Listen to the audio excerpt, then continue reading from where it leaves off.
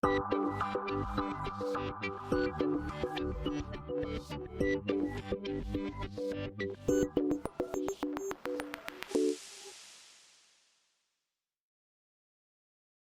sorrisão no rosto da Maria é porque hoje ela tem feijão na panela para cozinhar para o filho.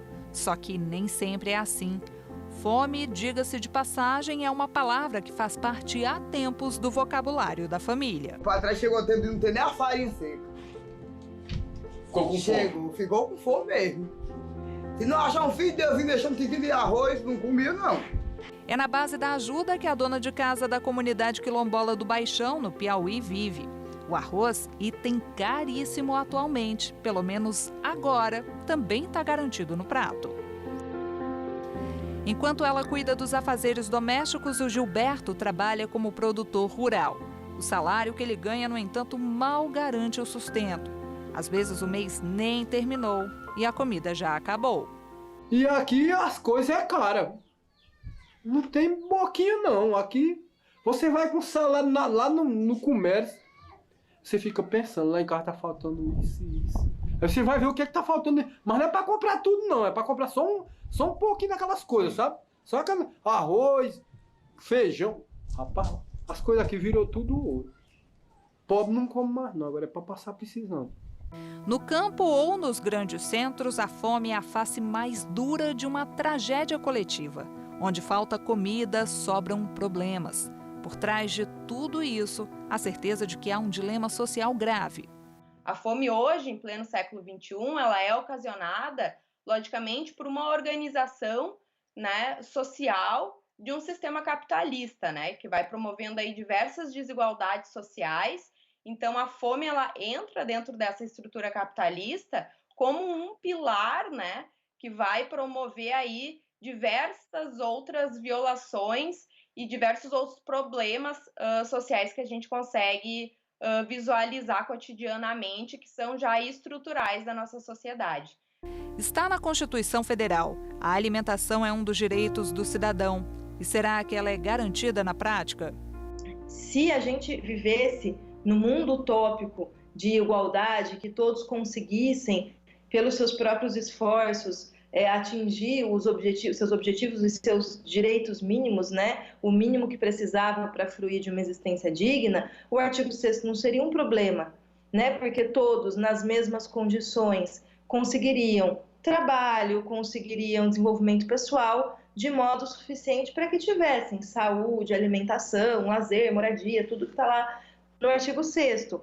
Mas a vida real não é assim. A vida real não é assim em lugar nenhum do mundo. A vida real, especialmente, não é assim na realidade brasileira, que tem todo o seu desenvolvimento marcado por muita desigualdade. O Brasil tem essa característica curiosa de ocultar.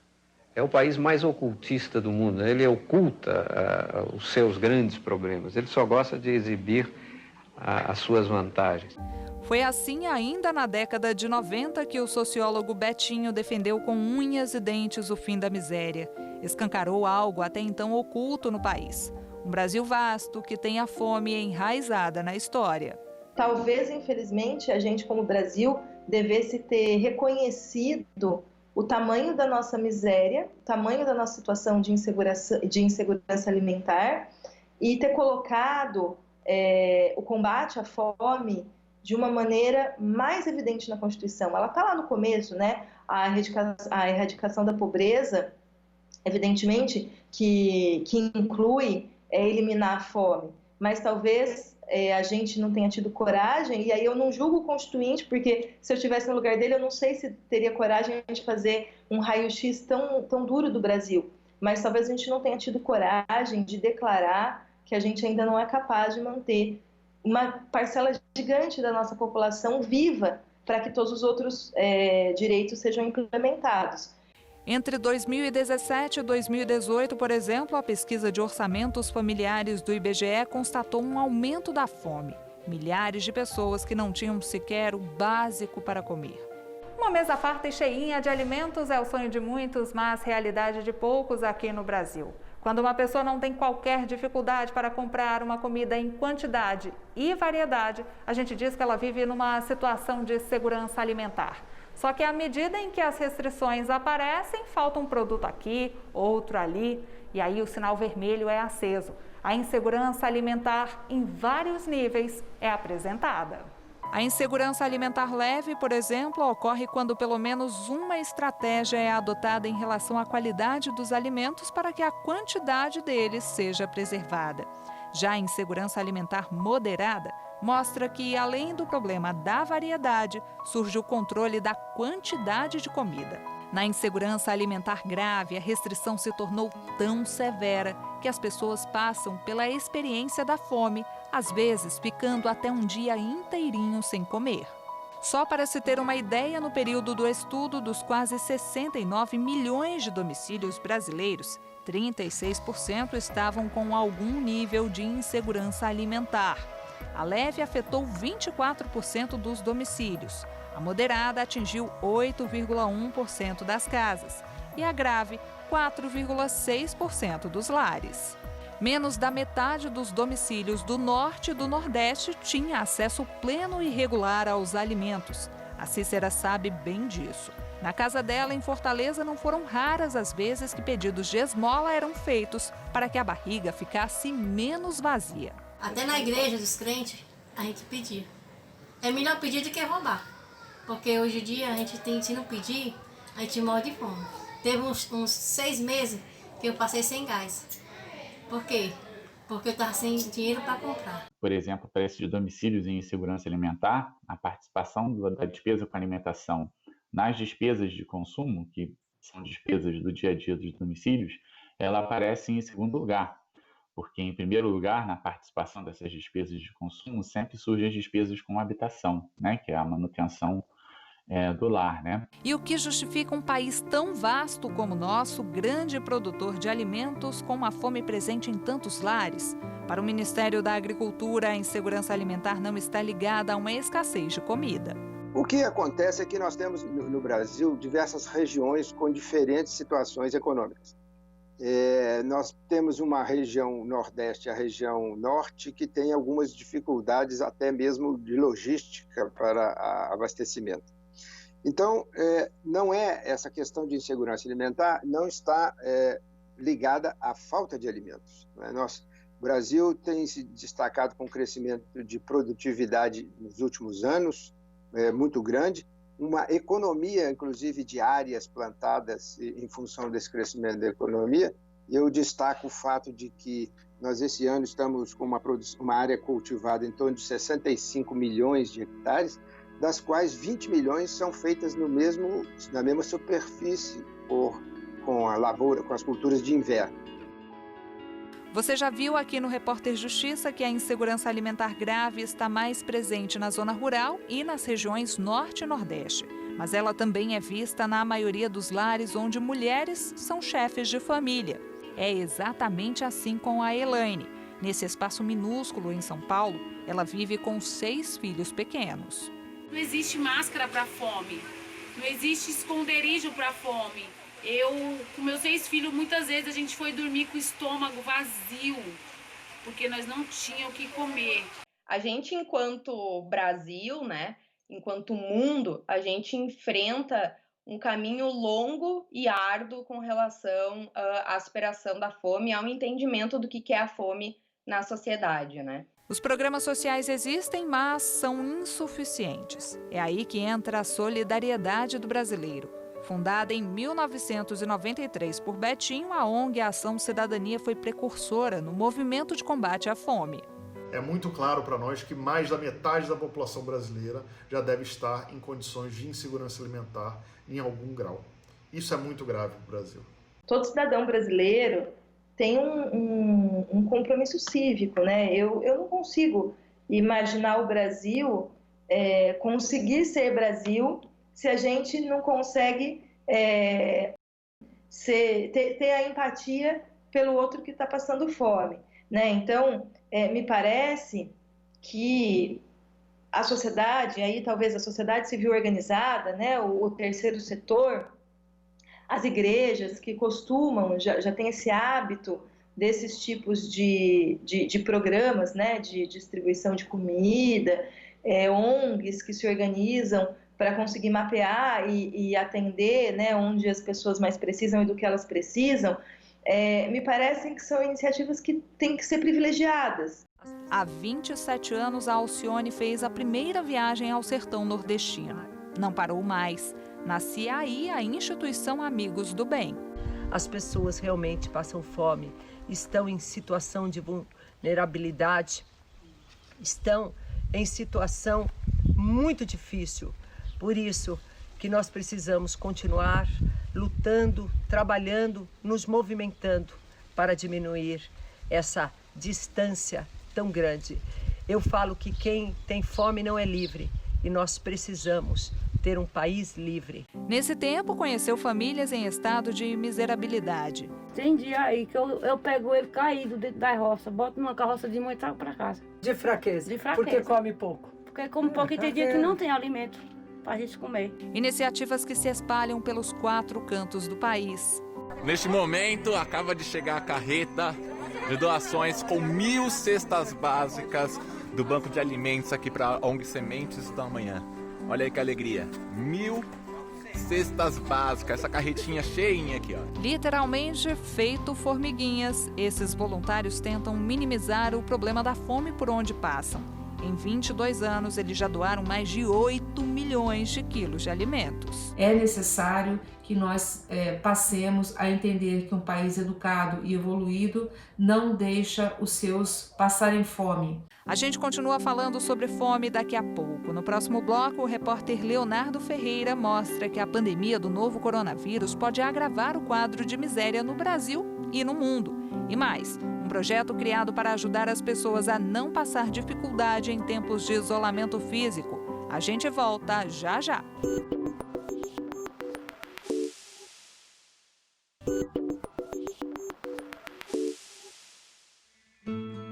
Muitas famílias brasileiras sofrem com a dor da fome. Sentir o estômago roncar e não saber quando vai comer, aliás, se vai comer, é desesperador. Essa realidade não é exclusiva do nosso país. Em todo o mundo, quase 700 milhões de pessoas enfrentam o mesmo problema. A Organização das Nações Unidas para a Alimentação e Agricultura monitora de perto os países onde a falta de disponibilidade e de acesso aos alimentos é maior. Nos últimos 4 anos, a chamada insegurança alimentar cresceu em todo o planeta, depois de uma década em declínio. De 2018 para 2019, por exemplo, houve um aumento de 10 milhões de pessoas em situação de fome aguda, ou seja, com privação momentânea de comida. Uma das metas da ONU é erradicar a fome até 2030, mas do jeito que as coisas caminham, isso não será possível. Uma das causas principais são os conflitos, principalmente no Médio Oriente, nas regiões onde existe um número importante de pessoas com fome no mundo. A migração forçada por conflitos tem causado um aumento da fome nesses últimos 4 anos. Um segundo fator também são as mudanças do clima, né? Mudanças que têm causado também paralisação, né? Da produção local e forçando também agricultores a migrarem, diminuindo a produção. O Brasil tinha conseguido ficar fora do mapa da fome, só que 6 anos depois, novos dados mostram que essa saída pode, infelizmente, estar com os dias contados. Para um país entrar dentro do mapa da fome, significa que ele tem mais do que 5% da sua população em situação de fome, em condição de fome. Então, significa que mais do que 5% dos indivíduos que residem, que moram nesse país, enfrentam essa situação de fome e ou morrem por conta disso, né? Para a nutricionista social, uma possível volta ao mapa é o reflexo da desigualdade social que vivemos. A partir do momento em que a gente consegue superar, né, essa condição, a gente também vivencia diversos retrocessos que fazem com que a gente retorne de forma muito rápida e intensa ao mapa da fome, né? A pandemia do novo coronavírus agravou ainda mais esse quadro. Os impactos na insegurança alimentar ainda são incalculáveis, mas a estimativa é a de que 130 milhões a mais de pessoas no mundo inteiro passem por situações de fome extrema. É um número assustador, né? É isso que podemos dizer. Na nossa região também, para a América Latina e Caribe, estima-se, nós tínhamos em 2019 em torno de 67 milhões de pessoas com fome e estima-se um aumento devido à pandemia de mais de 16 milhões. No Brasil, trabalhadores em vários cantos do país perderam o emprego. Sem trabalho e sem dinheiro, se depararam também com um prato vazio.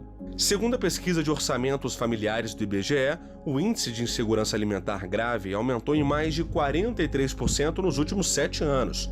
Já a insegurança alimentar leve cresceu 62% e a moderada 76% no mesmo período. A pesquisa também revelou que metade das crianças brasileiras com menos de 5 anos vive em lares com algum grau de insegurança alimentar.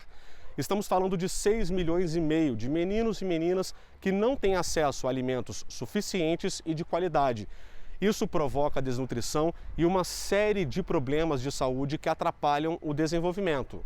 Fome fere a dignidade e, em casos mais extremos, mata. O repórter Justiça foi até Rio Branco, no Acre, conhecer a história da Simone, que sente diretamente os efeitos da pandemia. Ela é diarista e está sem trabalhar porque viu a demanda diminuir nos últimos meses. O sustento dela e dos 3 filhos ficou comprometido. Aí você já imagina, né? Não tem sido fácil.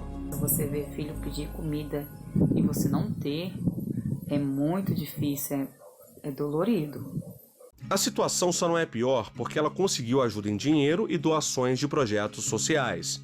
Simone conta ainda que um dos filhos é autista e precisa de atenção especial. Mesmo eu me dedicando, me esforçando para ajudá-lo, eu não tenho a orientação correta, forma certa, ou um conhecimento mais específico para passar para ele. Não é apenas uma questão de trocar a sala de aula pelo computador. Os filhos da Simone se alimentavam na escola. Para muitas crianças, a merenda escolar é a única refeição do dia. Sem aula presencial, o problema da desnutrição infantil se agravou. Existem crianças e adolescentes que vão para a escola e acessam a única alimentação do dia a partir desse programa, né? Então, por isso que a alimentação ela é bastante completa com relação a nutrientes, né? Ela tem uma certa complexidade ali na forma de planejar os cardápios das escolas, né? O Programa Nacional de Alimentação Escolar vai além de dar um prato de comida e matar a fome de crianças e adolescentes. Traz dignidade, protagonismo e inclusão social. A gente conseguir dimensionar e valorizar esses diversos contextos que lidam e que atuam com a alimentação e nutrição é também a gente conseguir valorizar as políticas públicas que a gente tem vigente. Na tentativa de desacelerar a insegurança alimentar no país, o governo federal disponibilizou um auxílio emergencial de R$ 600 e depois de R$ 300. Se medidas assim não fossem tomadas, o balanço final da pandemia com relação à fome seria bem mais crítico. No setor formal, a gente teve também uma liberação do seguro-desemprego em casos de redução de jornada de trabalho ou em caso de suspensão de contrato de trabalho, que também veio auxiliar isso aí. A gente teve também auxílio emergencial também em termos de crédito às empresas para pagamento de folha salarial. Então foram medidas que realmente reduziram esse risco de insegurança alimentar.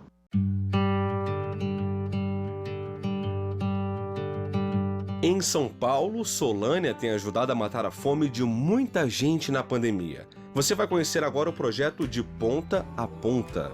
De um lado, produtores rurais, do outro, quem passa fome.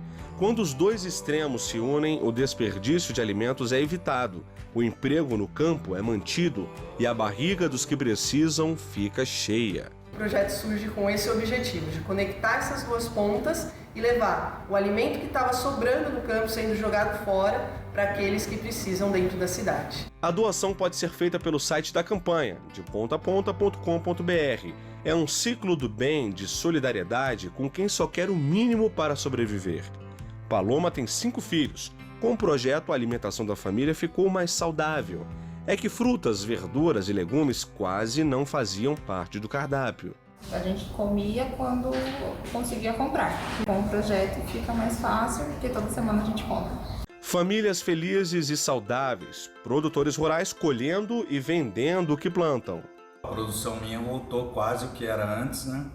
E a maior parte da minha produção eu estou encaminhando para vocês aí do projeto, graças a Deus. Agora vamos para Brasilândia, na zona norte de São Paulo, conhecer outra iniciativa. Toda vez que o caminhão chega carregado de marmitas, a rua fica assim. A Associação de Moradores criou um programa de combate à fome. Nós já atendemos mais de 20 mil famílias, aproximadamente 50 mil pessoas. E já distribuímos quase 50 mil marmitas, 2 mil cestas básicas, 5 mil máscaras e também 1,5 tonelada de roupa, né, para essas famílias cadastradas e também que estão em situação de vulnerabilidade. A fome não espera. Quem a tem, tem pressa.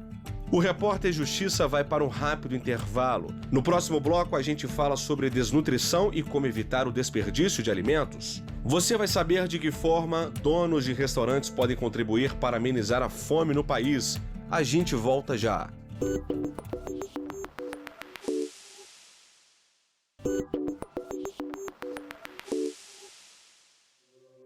Geladeira e congelador quase vazios. É assim na casa da Natália, em Belo Horizonte. Ela é cozinheira e mora com os 2 filhos de 11 e 14 anos. A pandemia diminuiu a demanda de trabalho dela, que ganha um salário mínimo. O jeito foi apertar o cinto no orçamento familiar.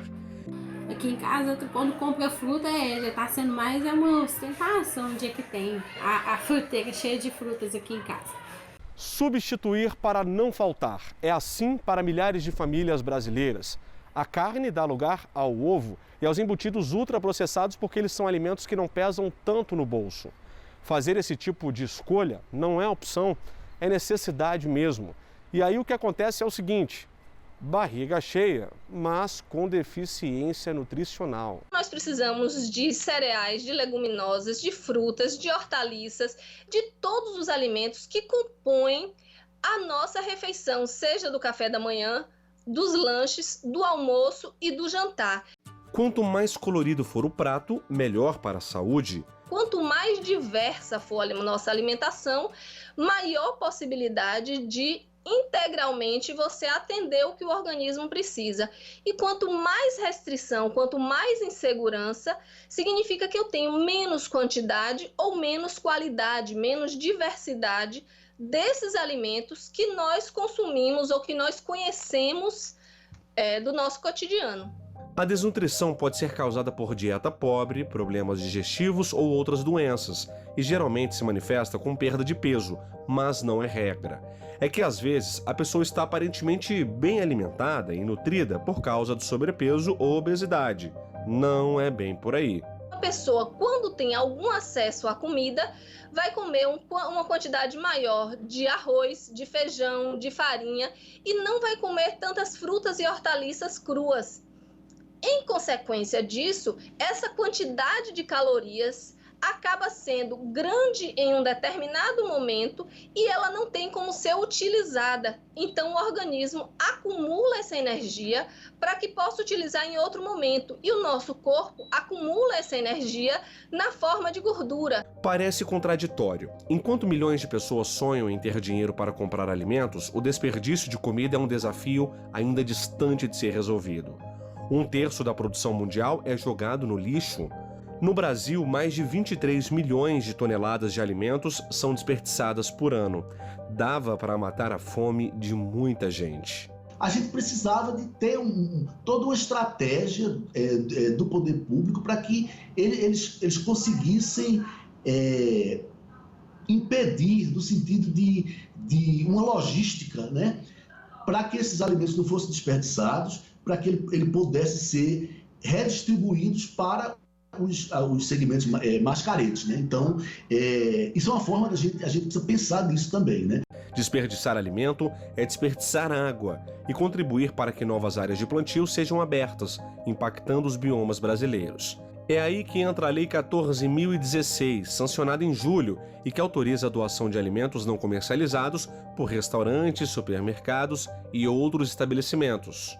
Se existe a sociedade que pode auxiliar o Estado na erradicação da fome, a sociedade precisa receber meios para fazer isso, né, de um modo seguro, que não lhe cause um receio muito grande de ser responsabilizado por qualquer acidente, né, que aconteça com esse produto na doação. Antes da lei, a doação de alimentos configurava a relação de consumo. Por exemplo, vamos supor que o dono de um restaurante tenha doado refeições a uma família. Se a comida fizesse mal, ele poderia responder judicialmente.